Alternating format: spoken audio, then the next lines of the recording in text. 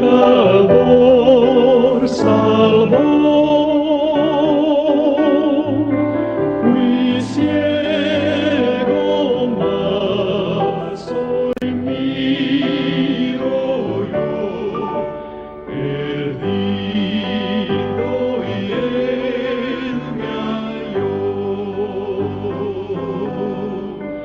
En los peligros o aflicción que yo he tenido aquí,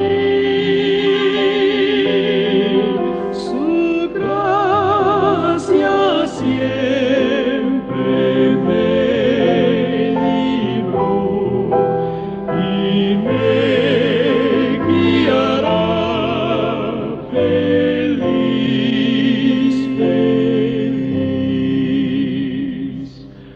guiará feliz.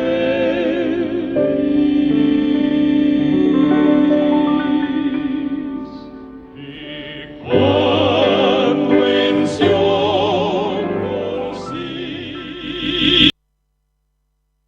Muy buenas tardes a todos nuestros amigos que nos acompañan en el programa El Evangelio de Cristo a través de la Biblia, y queremos nuevamente hacer esta oferta de un premio, un libro, para las personas que llamen y contesten correctamente la pregunta que aparece en pantalla, los nombres de las personas que pidieron el cuerpo de Jesús a Pilato para ser sepultado.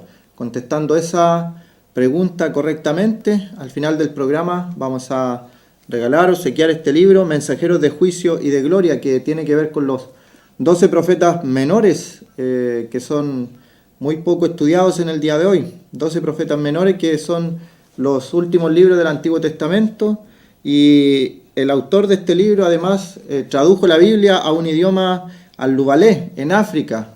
Es un hombre de Dios que enseña la palabra del Señor y ha escrito comentarios muy sencillos pero a la vez profundos para las personas que se sientan el interés de aprender más profundamente la palabra de Dios. Cada uno de estos profetas tenía un mensaje de Dios para la gente, y dicen en un comentario: el mensaje de un Dios justo tenía que servir de advertencia y juicio, pero Dios también es el Dios de amor, así que el mensaje también contiene promesas de amor y de la gloria futura que acontecerá.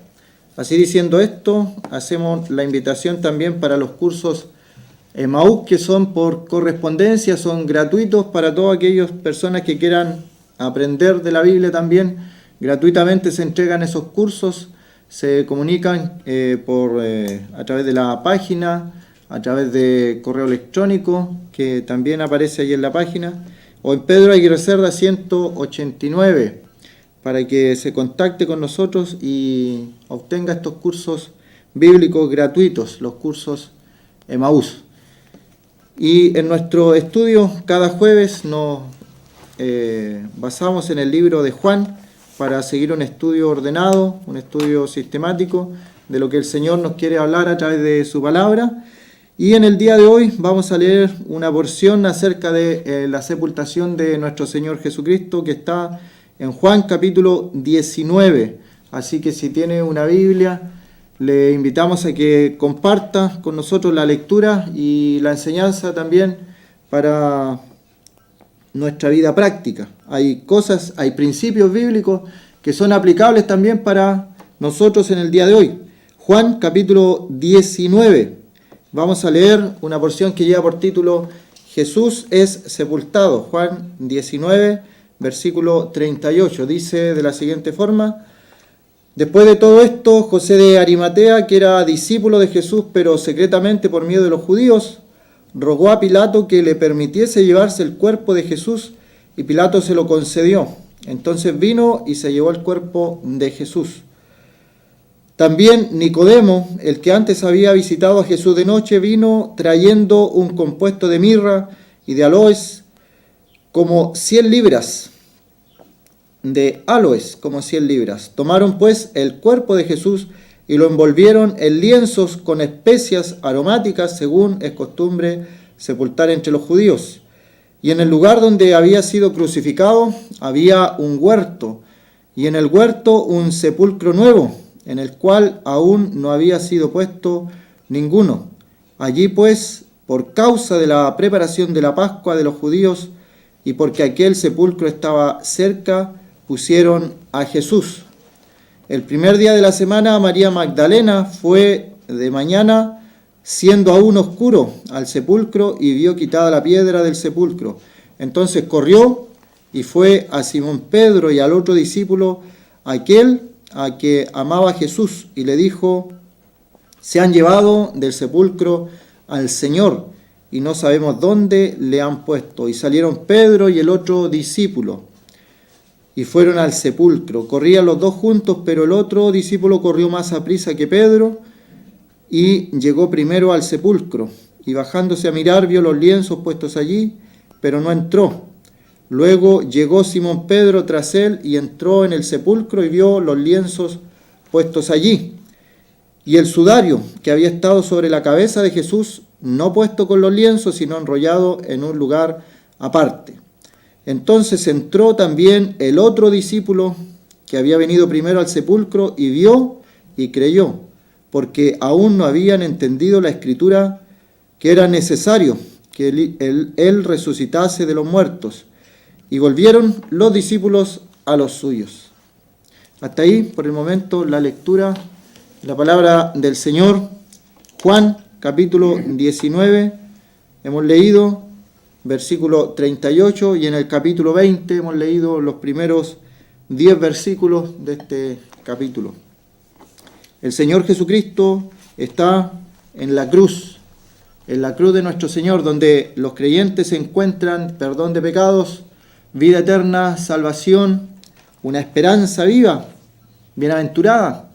Pero aquellos que son incrédulos, que son rebeldes al llamamiento del Señor, en esta misma cruz es una cruz que los condena, porque Dios muestra todo su amor, ofrece todo el amor que Dios tiene, y Dios es amor, y de tal manera, dice la Escritura, amó Dios al mundo que ha dado a su Hijo unigénito, para que todo aquel que en él cree no se pierda, mas tenga vida eterna.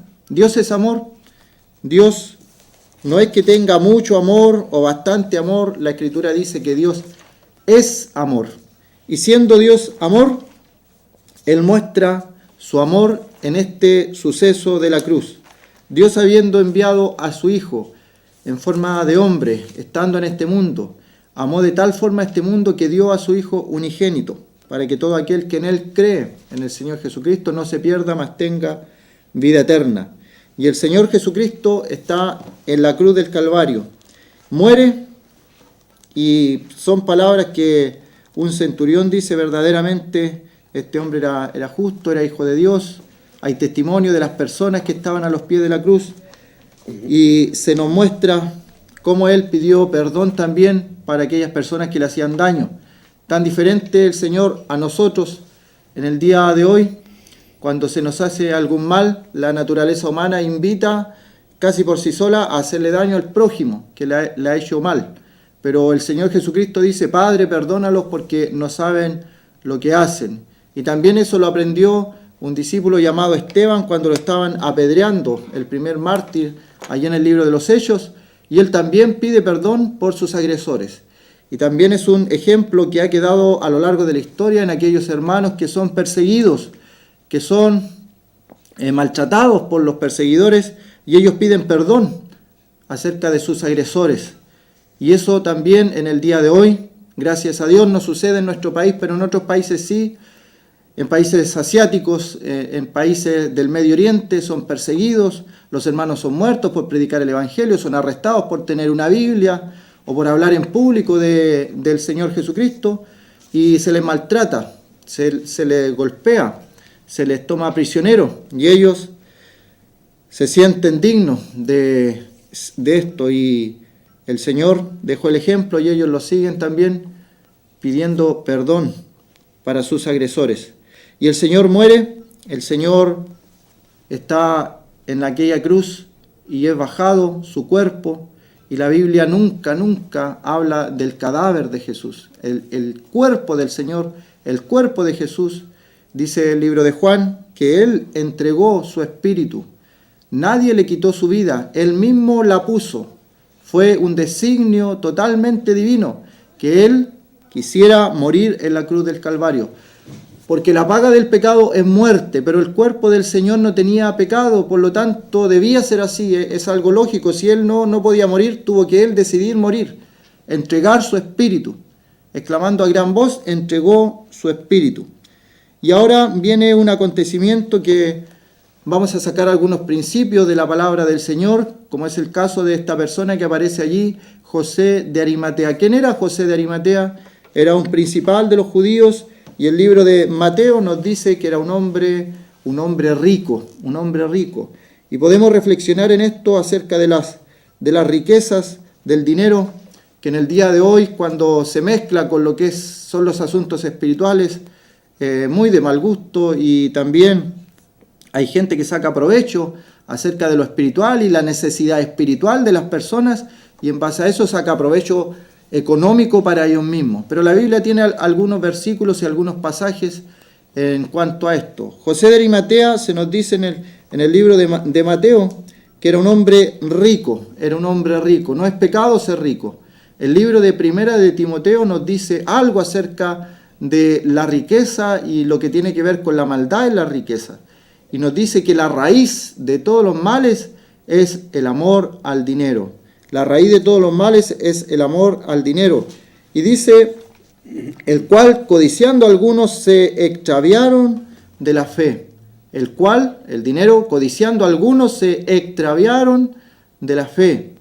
Así que la raíz de todos los males es el amor al dinero. El dinero no es malo, el dinero sirve para comprar Biblias, el dinero sirve para pagar aviones que llevan cargas misioneras a lugares que nosotros no podríamos llegar. El dinero sirve en la obra evangelística, pero raíz de todos los males es el amor a ese dinero. Vemos a José de Arimatea, un hombre rico. Vemos ahí en 1 Timoteo capítulo 6, 10, dice que algunos se extraviaron de la fe y fueron traspasados de muchos dolores. ¿Y eso produce el dinero? No, el dinero no produce eso, sino que el amor al dinero. El dinero en sí no es malo y la Biblia nunca lo muestra como algo malo. Tenemos varones ricos en extremo en el Antiguo Testamento. Tenemos a Abraham, tenemos a Moisés, que fue príncipe en un momento de Egipto. Tenemos a Esther, que fue una reina con toda a disposición, una riqueza. Tenemos a José, que fue primer ministro del imperio más grande del mundo en ese tiempo, Egipto. Así que el dinero en ningún caso decimos que es malo, pero sí principio o raíz de todos los males es el amor al dinero, el cual codiciando algunos codician el dinero y son apartados de la fe, se extravían de la fe y son traspasados de muchos dolores. La ansia de poder, la ansia de riqueza, eso es totalmente contrario a lo espiritual. El hacer lucro en base a lo espiritual es malo también. ¿Dónde tenemos eso? En el libro de Judas, el capítulo, tiene un capítulo, así que el versículo 11 de Judas nos dice que hubo un hombre llamado Balaán que se extravió en la ansia de tener dinero a través de lo espiritual. Eso es malo, tener dinero y codiciar dinero y tenerle amor a dinero a través de las cosas espirituales. La gente necesitada en su alma y en su espíritu hará cualquier cosa cuando está necesitada. ¿Y qué hacen algunos? Le piden dinero. Eso está malo, según la Biblia. Estos hombres, dice de aquellos que se lanzaron por lucro en el error de Balaán. Judas, versículo 11. En el error de Balaán, ¿cuál fue el error de Balaán? Lanzarse por lucro. El evangelio no es para hacer dinero, el evangelio no es para lucrar, el evangelio no es para enriquecer, el evangelio no es para llenarse los bolsillos, el evangelio es un mensaje. El evangelio es un mensaje de Dios al hombre, que Cristo Jesús vino al mundo para salvar a los pecadores. Y la iglesia en el primer siglo y el Señor Jesucristo no fue a los de dinero, pero también había hombres ricos dentro de sus discípulos. Y vemos a este hombre, José de Arimatea. Nicodemo también era un principal, un príncipe dentro del pueblo de Dios. Tenían riqueza, tenían recursos. En Lucas capítulo 8 vemos a mujeres mujeres que servían al Señor de sus bienes, mujeres que servían al Señor de sus bienes, y estas mujeres aportaban de sus bienes para el ministerio en cuanto al Señor, porque así también se ayuda a expandir la palabra, pero no hacer lucro con el Evangelio, no hacer lucro con la palabra, ni aprovecharse de la necesidad espiritual para sacar riqueza, para sacar ganancia, para llenarse los bolsillos de dinero. Entonces, vemos a este hombre principal de los judíos, era rico. ¿Dónde dice que era rico? Aquí en Juan no lo dice, pero en Mateo sí lo dice. José de Arimatea, un hombre que era rico, y el Señor lo ocupó. Y dice que era discípulo de Jesús, pero secretamente. Y hemos analizado un poco esto de la riqueza, a lo mejor el miedo, el temor al que dirán, a su situación, a su estatus, les podía decir algo. También vemos en Marcos capítulo 15, versículo 43, José de Arimatea, miembro noble del concilio que también esperaba el reino de Dios, vino y entró osadamente a Pilato y pidió el cuerpo de Jesús. Ahí tenemos otro versículo que nos habla de José de Arimatea, noble del concilio, un miembro muy noble, y tenía tal vez todo su entorno era de dinero, todo su entorno era de nobles, pero él en un momento tuvo que decidirse. Y puede ser el caso de una persona que esté escuchando en el día de hoy, que le tenga miedo a su entorno, al que dirán sus amigos, al estatus que posee en estos momentos, y le dé temor seguir a Jesús por el que dirán.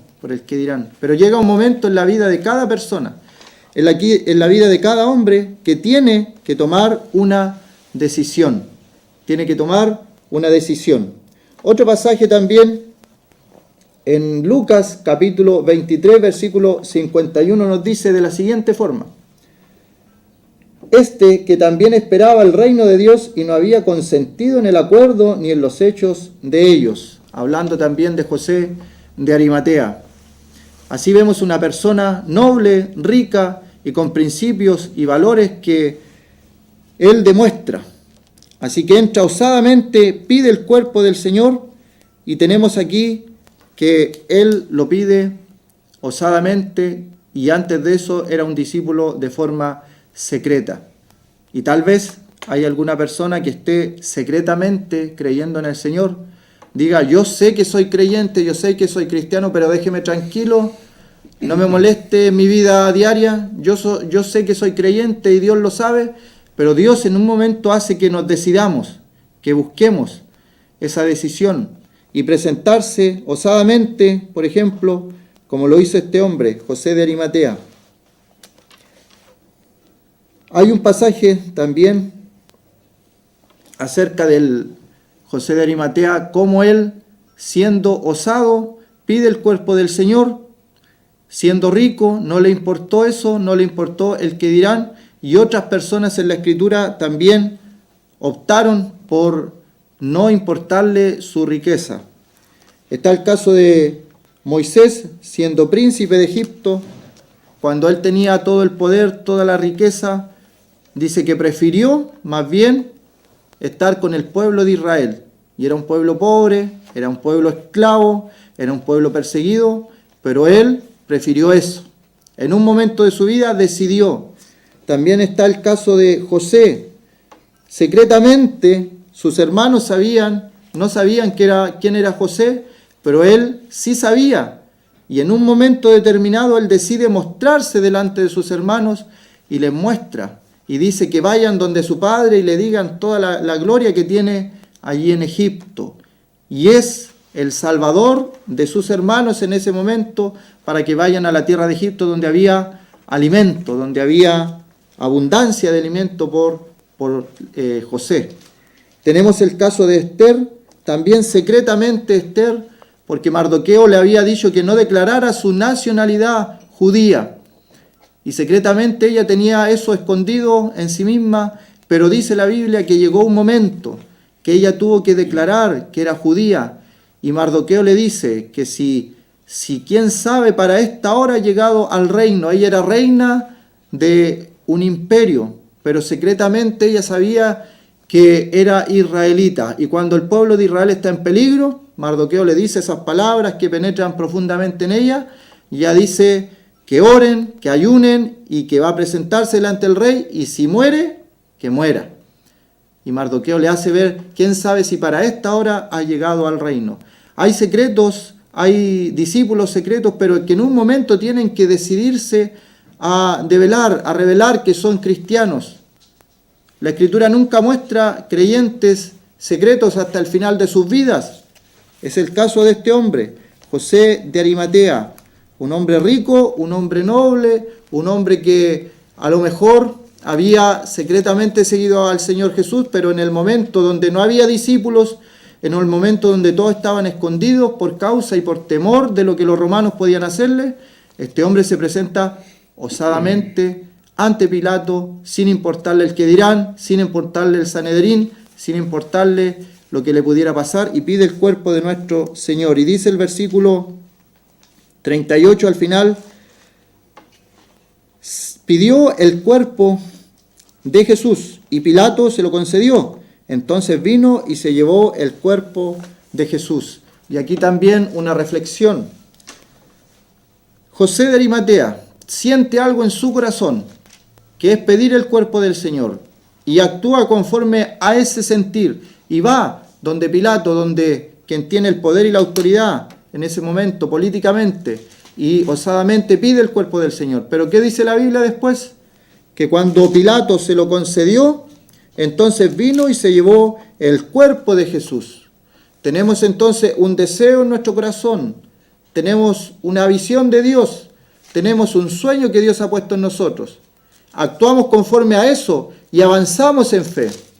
Pero luego la Biblia nos muestra que José llegó donde Pilato y explicaba la situación, luego actuó, no se quedó con el deseo. Y eso es un principio también que nos muestra la Biblia acerca de la fe. Si Dios te ha dado un sueño, si Dios te ha dado una visión en tu corazón para hacer algo en el reino de Dios, puedes hacer todas las gestiones, pero luego tienes que avanzar. Hay que avanzar. Acá José dice, vino delante de Pilato, y luego agrega, entonces se llevó el cuerpo de Jesús. No se quedó en el deseo. ¿Qué hubiera pasado si José se queda en el deseo y dice, tengo un deseo muy lindo en mi corazón de ir donde Pilato y pedir el cuerpo del Señor? Primera parte, primera etapa. Ahora él luego va donde Pilato y pide el cuerpo y Pilato se lo concede. Pero él vuelve y nuevamente le hubiera dado temor. Y no hace lo que él pretendió en un principio. Así que vemos aquí un principio de que si Dios pone algo en nuestro corazón, si Dios pone un sueño, un anhelo, hay que actuar en fe, pero seguirlo hasta el final, como lo hizo este hombre, José de Arimatea. José de Arimatea no le importó el que dirán, no tuvo miedo, no tuvo temor. En el momento crítico donde no había nadie, el Señor lo ocupó a él. Así como vimos, como mencioné, el caso de Esther en el momento clave, el caso de José, cuando el pueblo de Israel tenía hambre, ahí llegan los hermanos de José pidiendo comida, y es ahí donde José les pone comida a ellos. Dios prepara todas las cosas, pero utiliza hombres imperfectos para hacer sus propósitos, que son perfectos. Luego dice el versículo 39, Nicodemo, el que antes había visitado a Jesús de noche, vino trayendo un compuesto de mirra y de áloes, como 100 libras. ¿Y qué principio nos enseña este versículo? Lo mejor para el Señor, lo mejor para nuestro Salvador. No las obras, no lo que sobra, sino que lo mejor para nuestro Señor, lo mejor para Dios. Cuando viene una mujer y derrama un perfume, ¿quién fue el único que criticó esa acción de gastar tanto dinero en un perfume? El único que criticó fue Judas Iscariote. Y ni siquiera criticó porque le importara algo de eso, le importaba el dinero. Y nuevamente volvemos a lo que empezamos, el dinero, raíz de todos los males, el amor al dinero. Nicodemo, principal, vino a Jesús de noche Y cuando pasamos por Juan capítulo 3, consideramos también que tal vez fue por temor a los judíos, él viene de noche a conversar con el Señor, pero lo hizo, conversó con el Señor, en una conversación íntima que quedó registrada en Juan capítulo 3. Una cosa tan necesaria, nacer de nuevo, nacer de nuevo. Sabía de Biblia, sabía de cosas de la Escritura, sabía de las cosas espirituales, le faltaba una sola cosa, nacer de nuevo. Y aquí vemos a dos personas también. Otro principio. Un hombre rico como José de Arimatea y un hombre sabio como Nicodemo. A veces predicamos sí el Evangelio y en el siglo I, la iglesia primitiva, la iglesia del siglo I del libro de los Hechos, había muchas personas de escasos recursos, del pueblo, del bajo pueblo. Pero aquí vemos que también el Evangelio es para las personas ricas, las personas que tienen recursos, las personas que tienen dinero. Dios no necesita de su dinero, ni de su oro, ni de su plata. Pero los primeros hermanos, como Juan, Pedro, dicen, no tengo oro ni plata, pero lo que tengo te doy. En el nombre de Jesús se sanó y sanaban las personas, pero no tenían oro ni plata. Y también el otro principio, Nicodemo, un hombre que sabía de Biblia, un hombre que era sabio en las Escrituras, un hombre que conocía todas las cosas espirituales, su sabiduría, pero eso todavía no le hacía salvo, le faltaba nacer de nuevo, nacer de nuevo. Y también se predica el Evangelio a aquellas personas y se dice en Corintios que lo necio del mundo escogió Dios para avergonzar a los sabios, pero también el Evangelio es para los sabios. No hay acepción de personas, Dios no hace acepción de personas. Y aquí vemos dos excepciones que el Señor preparó de antemano para actuar en un momento cúlmine, en un momento importante, donde ya no habían discípulos, donde habían abandonado al Señor por temor. Y esto estaba también profetizado en Isaías capítulo 53, cuando se nos dice el escritor a Isaías, dice capítulo 53, versículo 9, y se dispuso con los impíos su sepultura, mas con los ricos fue en su muerte, aunque nunca hizo maldad ni hubo engaño en su boca. El Señor, cuando fue crucificado, al lado de él habían dos malhechores, pero al momento de su sepultura aparecen estos dos hombres ricos. ¿Quién los preparó? Fue Dios en su soberanía, lo quiso hacer. Tomaron, pues, el cuerpo de Jesús, y lo envolvieron en lienzos con especias aromáticas, según es costumbre sepultar entre los judíos. Y en el lugar donde había sido crucificado había un huerto. En el huerto un sepulcro nuevo, lo mejor para el Señor. Dentro de un huerto, un sepulcro. Aquí está, no era un sepulcro común. Dios había preparado lo mejor de lo mejor para su Hijo, para nuestro Señor Jesucristo. Dice, en el cual aún no había sido puesto ninguno. Allí pues, por causa de la preparación de la Pascua de los judíos, y porque aquel sepulcro estaba cerca, pusieron a Jesús. Su cuerpo, delicadamente, fue preparado para la sepultura, con ungüentos, con aromas, con especias aromáticas, fue envuelto en lienzos y lo envolvieron allí y lo llevaron a este sepulcro nuevo. Un sepulcro preparado, nuevo, dentro de un huerto también preparado, todo. Se dispuso con los impíos, pero con los ricos fue en su muerte, porque los propósitos de Dios se cumplen.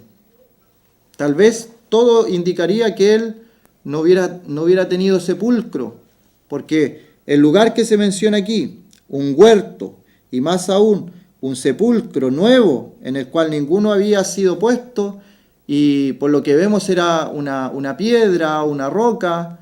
Eso era muy caro en ese tiempo, era muy caro. Solamente las personas de muchos recursos tenían acceso a estos sepulcros, un sepulcro en la roca. ¿Pero quién lo preparó? Dios, en su soberana voluntad, tenía todo ya preparado y tenía a las personas específicas para este fin.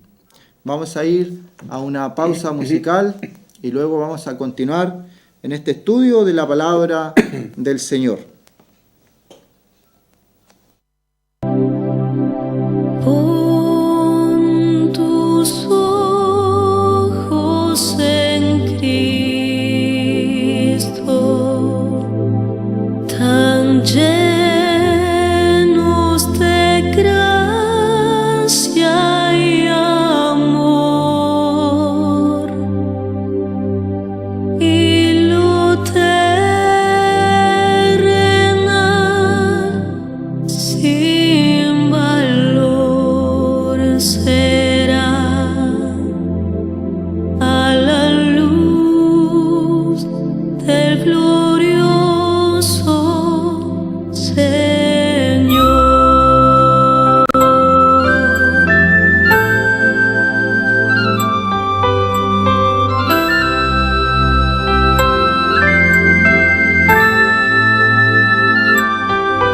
Oh alma cansada y turbada, sin luz en tu senda andarás. Al Salvador mira y vive, del mundo la luz de su faz. Pon tus ojos en Cristo, tan llenos de gracia y amor, y lo terrenal sin valor será a la luz del glorioso Señor.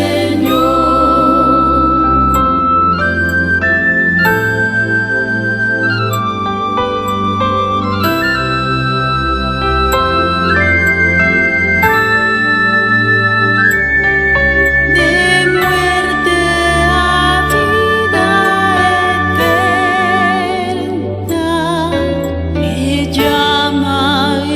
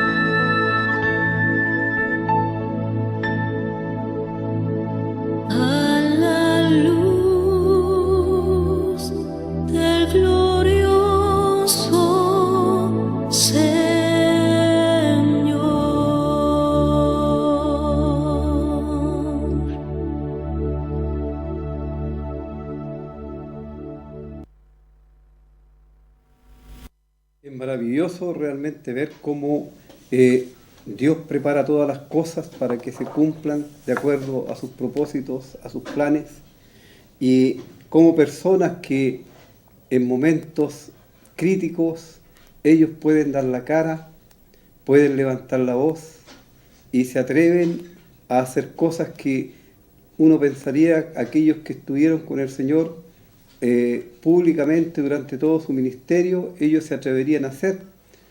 Por lo menos podríamos pensar en los discípulos como Juan, el discípulo amado, como Pedro mismo, que aunque Pedro le había negado, siempre, él fue restaurado después, o María, la madre de Jesús, o María Magdalena. Pero quien tiene el poder para presentarse allí es este hombre, sin miedo, como ya hemos dicho. Él dio lo mejor para su Señor. Esa sábana que él llevó era una sábana que había comprado, según el evangelista Marcos, para envolver el cuerpo del Señor. Y lo envuelven y le ponen especias aromáticas, nos cuentan los evangelios, porque era así la costumbre de sepultar en el pueblo judío. Esto lo hacían para preservar por más tiempo los cuerpos dentro de las tumbas. Claro, lo que ellos no sabían era que estaba profetizado también que el Señor Jesús, su cuerpo no vería corrupción, porque la corrupción, cuando llega a la muerte física, es a consecuencia de nuestro pecado, pero el Señor Jesús, Él fue el único hombre que no hizo pecado, que no se halló engaño en su boca. Y se cumple lo que estaba profetizado, lo que el mismo Señor Jesús había dicho también en forma profética, cuando Él habló acerca del templo en figura, hablando de su cuerpo. Él dijo: destruid este templo y en 3 días le reedificaré o lo levantaré. Y los judíos no entendieron esto, y ellos pensaban en los muchos años que se habían demorado en levantar aquel edificio y cómo el Señor en 3 días lo iba a reedificar, pero en realidad Él hablaba de su propio cuerpo.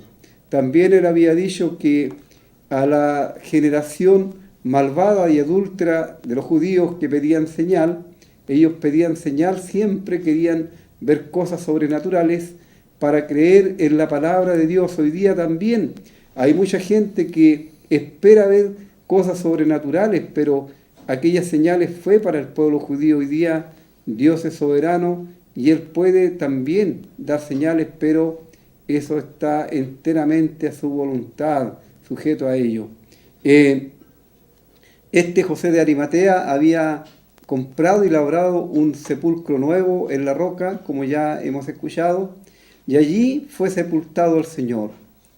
Y estaba profetizado que la señal que el Señor iba a dar era la de Jonás, así como estuvo Jonás 3 días y 3 noches en el vientre del gran pez, así también el Señor estaría 3 días y 3 noches en el corazón de la tierra, y luego Él se iba a levantar. Así tenemos en el capítulo 20, el versículo 1 que ya se ha leído, el primer día de la semana. El primer día de la semana obviamente corresponde al día domingo, nuestro día domingo, que de acuerdo a lo que nosotros creemos generalmente en nuestra sociedad, en nuestras costumbres, se toma como el último día, pero para el creyente, para la iglesia, es el primer día de la semana, por cuanto en ese primer día de la semana resucitó el Señor Jesús. Así dice: el primer día de la semana, María Magdalena fue de mañana, siendo aún oscuro, al sepulcro, y vio quitada la piedra del sepulcro. Ahora tenemos que mencionar esto, que en el sepulcro donde fue puesto el Señor, nos cuentan los evangelistas que fue tapada la entrada con una gran piedra, e incluso, es más, esa piedra fue sellada con el sello de Pilato y del emperador, y pusieron una guardia allí para resguardar el sepulcro, ya que estos religiosos tenían mejor memoria que los propios discípulos. Ellos dijeron a Pilato: nos acordamos que este engañador, viviendo aún, dice Mateo, él dijo que iba a resucitar. Así aseguremos la tumba para que no vaya a ser cosa que los discípulos vengan y roben el cuerpo y digan después que resucitó, y esto será peor que lo primero. Satanás estaba poniéndose a cubierto ante este gran evento que era inevitable, porque estaba profetizado que no dejarás mi alma en el sepulcro, o mi cuerpo en el sepulcro, perdón. No permitirás que tu santo vea corrupción. Así dice María Magdalena, va al sepulcro, ellas están preocupadas por su maestro, por su Señor, ellas sentían gran amor, gran aprecio por él, y también ella ve quitada la piedra, entonces dice, corrió y fue a Simón, ella fue a dar aviso a los discípulos que estaban escondidos. Y pensemos un poquito que Pedro, ¿cómo estaría él?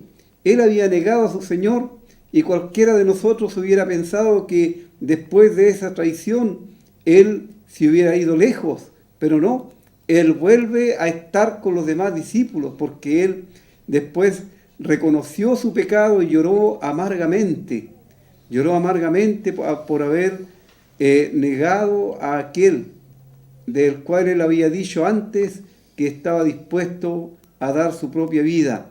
Y aquí vemos a Pedro escuchando la noticia de que el sepulcro está abierto, la gran piedra ha sido removida, una piedra que para removerla se necesitaban muchas personas, una gran fuerza humana.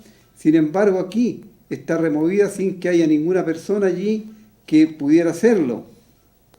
Y Pedro dice, y el otro discípulo, aquel a quien Jesús amaba, Juan, por supuesto, porque él no se nombra a sí mismo, le dijo, se han llevado el cuerpo, se han llevado del sepulcro al Señor, y no sabemos dónde le han puesto. Y saliendo Pedro y el otro discípulo fueron al sepulcro. Corrían los dos juntos, pero el otro discípulo corrió más aprisa que Pedro y llegó primero al sepulcro, y bajándose a mirar vio los lienzos puestos allí, pero no entró. Luego llegó Simón Pedro tras él y entró en el sepulcro y vio los lienzos puestos allí. Aquí tenemos también una actitud de respeto y de gran gentileza. Juan era un discípulo joven, Pedro era de más edad. Sin embargo, Juan no se precipita a entrar al sepulcro, sino él espera que Pedro lo haga. Aquel que tiene más experiencia, que tiene más edad, él le da la preferencia. Y Pedro entra y ve que allí no está el Señor. Dice, ve los lienzos tirados, puestos allí, y el sudario que había estado sobre la cabeza de Jesús, no puesto con los lienzos, sino enrollado en un lugar aparte, todo bien ordenado. Entonces entró Juan y vio y creyó, porque aún no habían entendido la Escritura, que era necesario que resucitase de los muertos. Y volvieron los discípulos a los suyos. Es interesante cómo el evangelista Lucas también nos relata acerca de la resurrección, pero primero vamos a confirmar lo que yo estaba mencionando acerca de la guardia y de evitar que se propagara la verdad de la resurrección de Cristo. En el Evangelio según Mateo, el capítulo 28, dice, o el 27, perdón, al día siguiente, que es después de la preparación de la Pascua, estoy leyendo el versículo 62, los principales sacerdotes y los fariseos ante Pilato, diciendo, Señor, nos acordamos que aquel engañador dijo, viviendo aún, después de 3 días resucitaré. Manda pues que se asegure el sepulcro hasta el tercer día, no sea que vengan sus discípulos de noche, lo hurten y digan al pueblo, resucitó de entre los muertos. Y será el postrer error peor que el primero. Y Pilato les dijo, ahí tenéis una guardia, id a asegurarlo como sabéis. Entonces ellos fueron y aseguraron el sepulcro, sellando la piedra y poniendo la guardia. Pasado el día de reposo, al amanecer del primer día de la semana, también aquí se menciona una vez más a las mujeres, y además de eso, Mateo da otro detalle. Hubo un gran terremoto porque un ángel del Señor, descendiendo del cielo y llegando, removió la piedra y se sentó sobre ella. Ahí tenemos quién fue la persona que abrió el sepulcro. Y no pensemos de ninguna manera que si el ángel no hubiera quitado la piedra, el Señor no hubiera salido. No, el ángel solamente quita la piedra para que puedan entrar y ver que el Señor Jesús ya no está ahí, que su cuerpo ya no está en la tumba. Y el ángel se sienta sobre la piedra, y Mateo dice que su aspecto era como un relámpago y su vestido blanco como la nieve. Y de miedo los guardas temblaron y se quedaron como muertos. Mas el ángel respondiendo dijo a las mujeres, no temáis vosotras, porque yo sé que buscáis a Jesús, el que fue crucificado. No está aquí, pues ha resucitado, como dijo, venid y ved el lugar donde fue puesto el Señor. E id pronto y decid a sus discípulos que ha resucitado de los muertos, y aquí va delante de vosotros a Galilea. Allí le veréis, he aquí os lo he dicho. Ahí está el mensaje del ángel, de acuerdo a lo que nos señala el evangelista Mateo, para las mujeres. Y ellas fielmente van donde los discípulos a dar esta buena nueva. Pero los discípulos, ellos están un poco renuentes y todavía no están muy claros de lo que está ocurriendo. Y vemos en el Evangelio según Lucas que nuevamente aquí se nos relata un detalle más, que dos de los discípulos salieron de Jerusalén e iban a una aldea que se llamaba Emaús, que estaba cerca. Y ellos van hablando entre sí de todas las cosas que han acontecido allí en Jerusalén.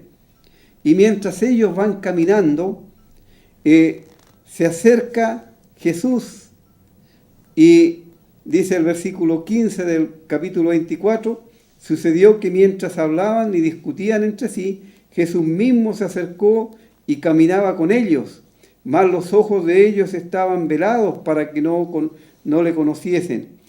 Y les dijo, ¿qué pláticas son estas que tenéis entre vosotros mientras camináis, y por qué estáis tristes?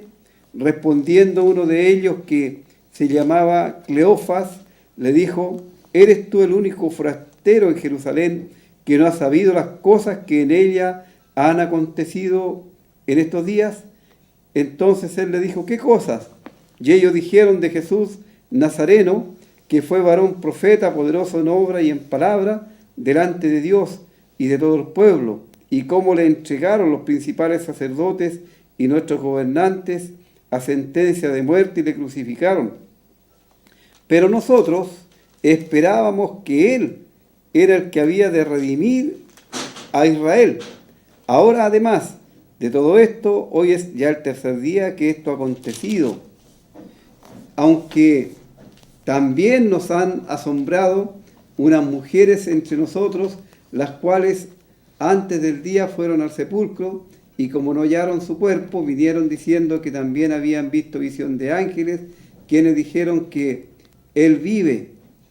Y fueron algunos de los nuestros al sepulcro y hallaron así como las mujeres habían dicho, pero a Él no le vieron. Entonces Él les dijo, oh insensatos y tardos de corazón, para creer todo lo que los profetas han dicho, ¿no era necesario que el Cristo padeciese estas cosas y que entrara en su gloria? Nadie podía impedir ni pudo impedir la resurrección del Señor Jesús. Era necesario que se cumpliesen las Escrituras, que se cumpliese el plan de Dios para redimir a la humanidad. Amigos, queridos, en esta tarde tenemos que decirte que si el Señor Jesús no hubiese muerto y no hubiese resucitado, no habría ninguna posibilidad de salvación. Es tan importante la resurrección que vamos luego a ver algo acerca de ello, que es el corazón del Evangelio mismo. Pero quiero ver cómo estos autoridades, estos ancianos y sacerdotes, ellos urden una mentira para desvirtuar el hecho de que Jesús había resucitado. El versículo 12 del capítulo 28 de Mateo dice: reunidos con los ancianos y habido consejo, dieron mucho dinero a los soldados, diciendo: decid vosotros, sus discípulos vinieron de noche y lo hurtaron estando nosotros dormidos. Y si esto lo oyere el gobernador, nosotros le persuadiremos y os pondremos a salvo.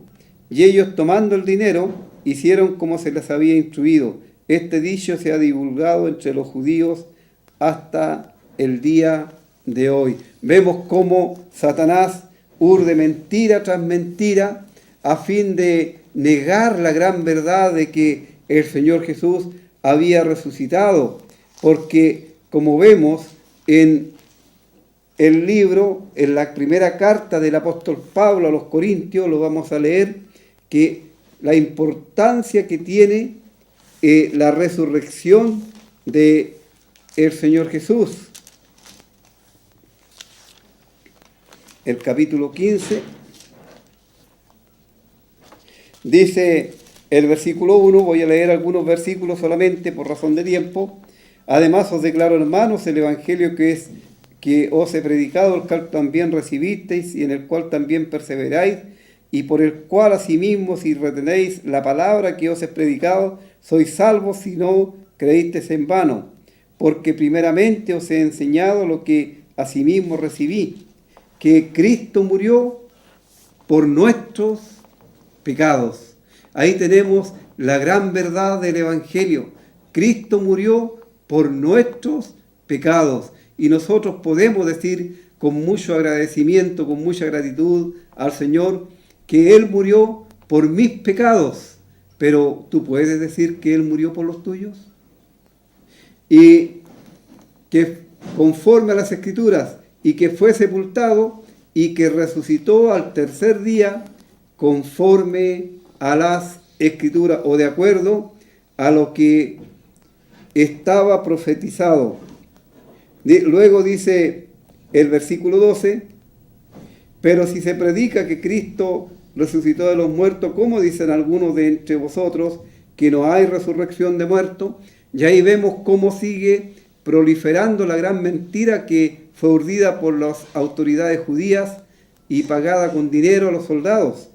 Y Pablo dice: porque si no hay resurrección de muertos, tampoco Cristo resucitó. Y si Cristo no resucitó, vana es entonces nuestra predicación, vana es también vuestra fe.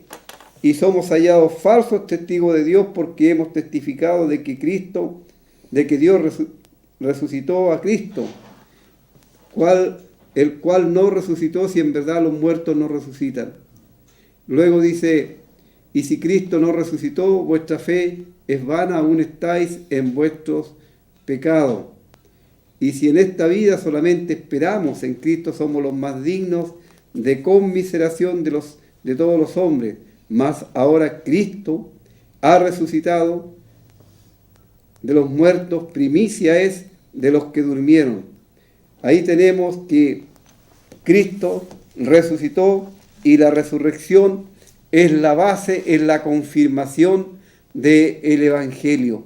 Cristo, amigo mío, murió, fue sepultado y resucitó para que nosotros podamos también tener vida eterna. Y esto nos garantiza que si tenemos que pasar por la experiencia de la muerte, un día también seremos resucitados, no con estos cuerpos, sino con unos cuerpos semejantes al cuerpo de la gloria del Señor Jesús.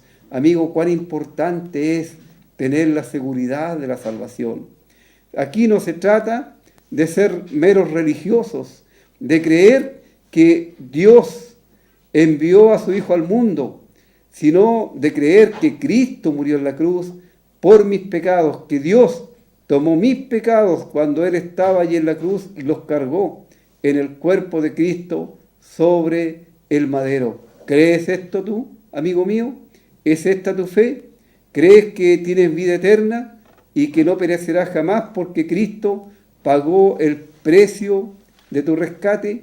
Cristo murió, dice la palabra de Dios, por nuestros pecados, conforme a lo que estaba establecido en las Escrituras, conforme a lo que había sido profetizado desde el mismo momento en que el ser humano desobedeció a Dios y cayó en pecado, trayendo la ruina a toda la humanidad. Así, amigo, te invitamos a que vengas a este Cristo que nosotros predicamos, que no está en una tumba, sino que está exaltado en la majestad en las alturas y esperando solamente el momento en que ha de levantarse para venir en busca del fruto de la aflicción de su alma, vale decir, de todos aquellos que hemos sido salvados por su muerte. Deseamos pues que ojalá tú puedas leer, puedas escudriñar las Escrituras, ver que esto que estamos nosotros predicando, enseñando, es conforme solamente a la palabra de Dios y no son ideas nuestras, y te invitamos una vez más a que recibas a este Salvador, a que creas, que no seas duro de corazón, sino que entiendas que Cristo te ama y te amó de tal manera que Él para salvarte derramó su sangre allí en la cruz. Vamos a ir a una pausa musical antes de despedirnos.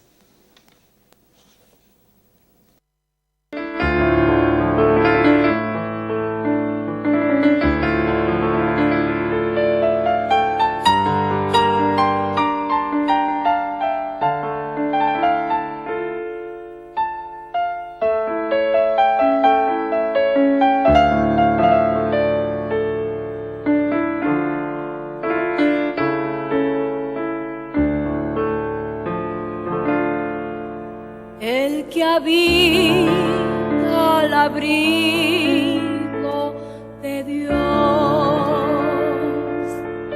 morará bajo sombras de amor.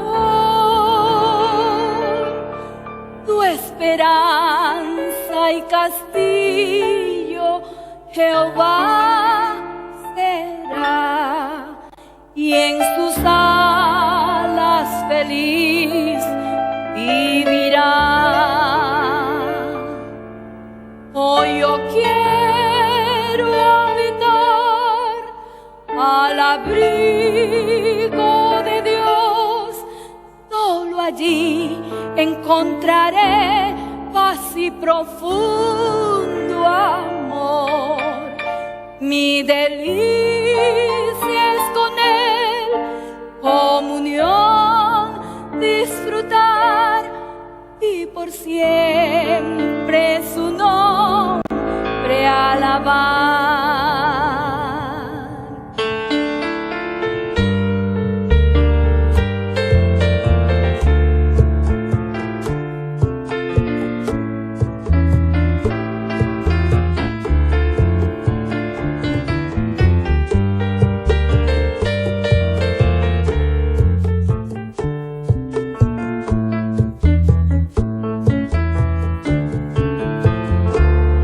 El que habita al